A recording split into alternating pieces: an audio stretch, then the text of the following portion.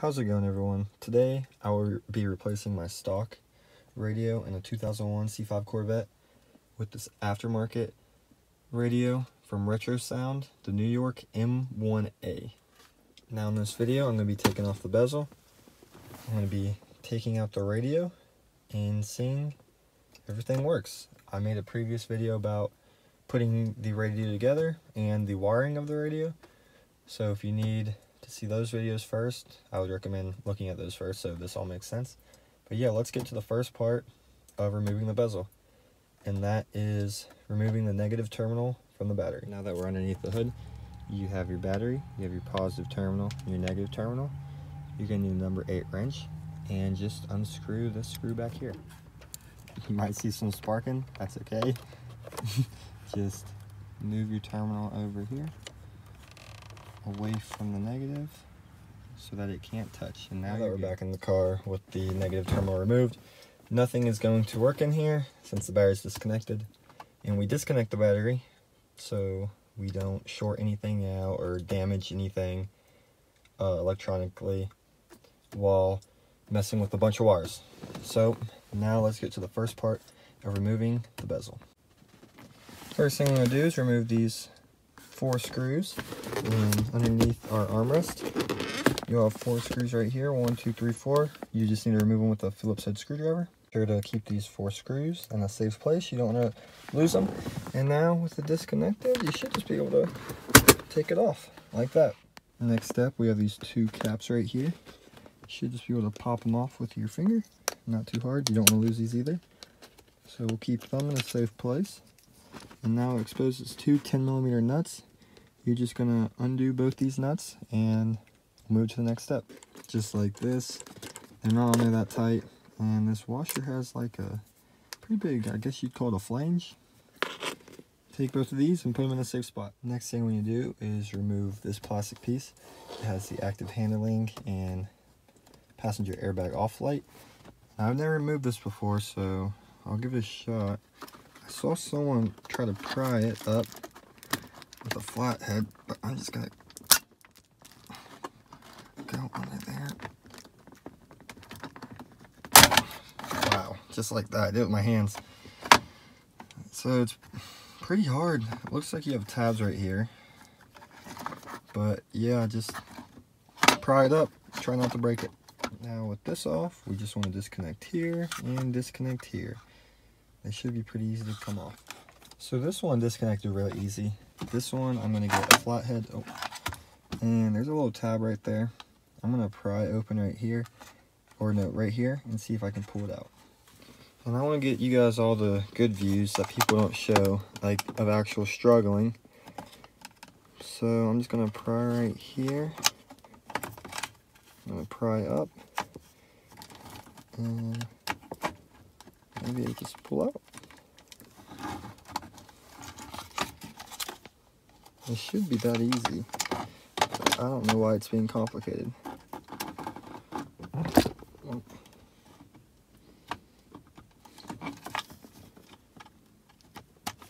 It really is that easy. Just pry up and pull out. Some people said they were struggling so hard with that, but you just saw I did it in 15 seconds. So yeah, there you guys go. Next step is to remove these 2 more 10mm nuts. Once you have them out, remember to put them in a safe place so you don't lose them. The wiring for this cigarette lighter. Pretty sure you just push down in there and pull out. Okay. Alright, that's pretty easy. Just push down on the tab and pull out. 2 screws that we need to remove from here. Pretty sure they're 2 T15s. We have one right here and one behind here. We need to just pull that out like so, and it reveals the second screw. So just remove these 2 screws. I just noticed I'm missing that screw right there, so I need to remove this one. You might have to put your car in neutral if it's manual to get to that, but yeah, just remove that one. The next screw is hiding behind this guy. Pretty sure this is like the air temperature sensor. You just gotta pry this off. Like I said, I've never done any of this before. Just pry off like that. Chevy has some pretty durable plastics. So, in your next screw, still a T15 hiding right there. So remove that. Now we need to remove the shifter boot. Pretty sure it just squeezes in like this. I don't know if I can do it with one hand, guys, but let me see. Mine feels all broken. I'm gonna do it with two hands, and I'll come back to you. Now that's out. It's definitely a two-hand job. Well, at least for me. This all pops out, little clips. Nothing too crazy. Back piece. So I'm gonna do is put my hand back here, pull up, and it should just lift out like so. I actually think I have one more connection down here. So let me find that. That tab disconnects very easy. Now this part should be much easier to get off. So I'm just gonna pull it off, and you guys can figure it out. I gotta do it with two hands. You're gonna have to fit this boot through, but it's not gonna be that hard. You guys can do this. Now that I have the bezel kind of out, there's one more connection for the cigarette lighter. Now it's kind of funny, I had to move my shifter from like first to neutral to second to get it out. But yeah, let's just disconnect this, and this should come off. Now with everything removed, pretty plain. And look what I just found. My old cigarette lighter. I guess the previous owners left it, if they're messing back here, they left it back here. Well, now I have it now. Let's get to our next step. Now it's time to unscrew these two 7mm screws. I'm just gonna do both of those real quick. I got my two screws from the radio, and I'm gonna put them in a safe spot. So now we have no screws in here, and we're just going to pry this out a little bit with the flathead. It looks like it's about to pop out. There it is. I think it's about to pop out.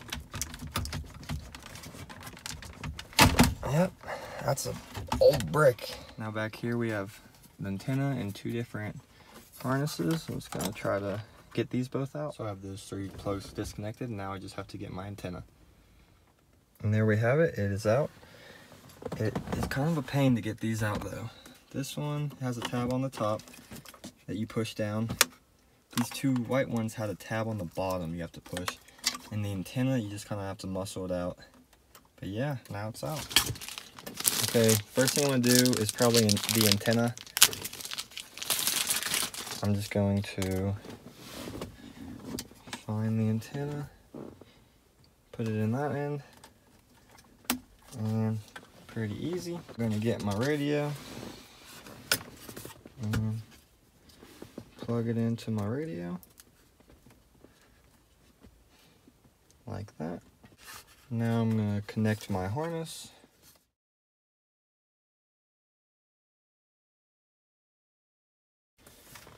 Which is right here, and holy cow, this harness is huge compared to, there's not much room back there, but we'll just put it in. I don't know which way it goes. I'm gonna say this way. I think that's the right way. I'm not too sure, but I don't think it locked in yet.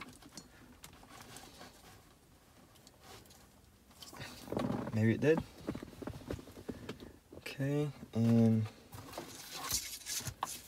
notice this guy might actually plug into here. Like so.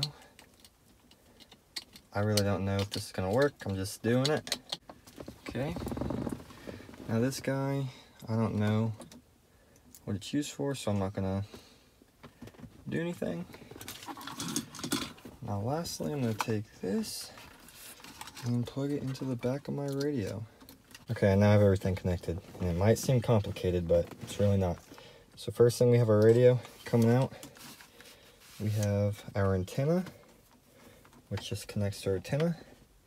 Next we have our wiring harness, which connects to our Axis Integrate wiring harness. And comes back and connects to the factory wiring harness up here. Next, coming out of the output of our Axis Integrate, we have this wire connecting right here. I don't know if that's right, but I think I want to put the negative terminal back on and see if it works. Let's try it out. Okay, the battery's connected. You can see the security's going on. And now, I'm pretty sure whenever I put my key in, the radio should come on. Or maybe... Oh boy. It is on. Oh, that looks sweet. I'm hearing weird noises, but... Oh, retro sound. Radio. Oh boy.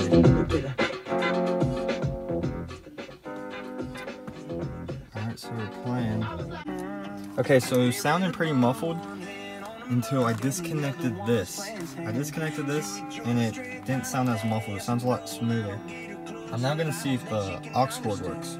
Yeah, I've been doing some playing around. I got my aux cord and it sounds pretty good. You can like change the bass. To go into aux mode, you have to go that way and change the aux. To go back to radio, you do it again, it goes to radio. There's a lot of cool little things you gotta learn. I don't even think I know it all yet.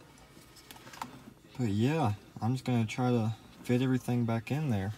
But like I said, once you disconnected this from here, it started playing nice and smooth.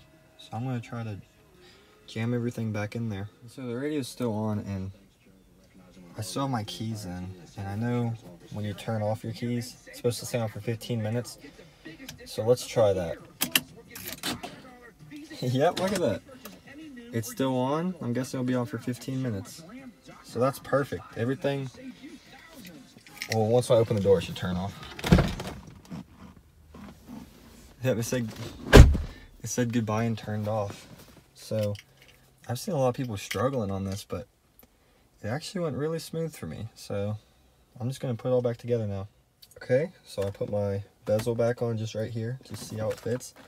And it fits pretty good. My only worry would be moving that, but I can still move it. I really like how it looks. Now it's just time to put everything back together, but I'm not going to show that because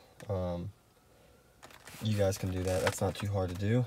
But yeah, just double check everything, and I'm going to run my aux cord somewhere down here, coming up here, and then I'll be done with everything. Well, I helped you guys out with installing this radio, or help you out with anything else. You guys have a good one.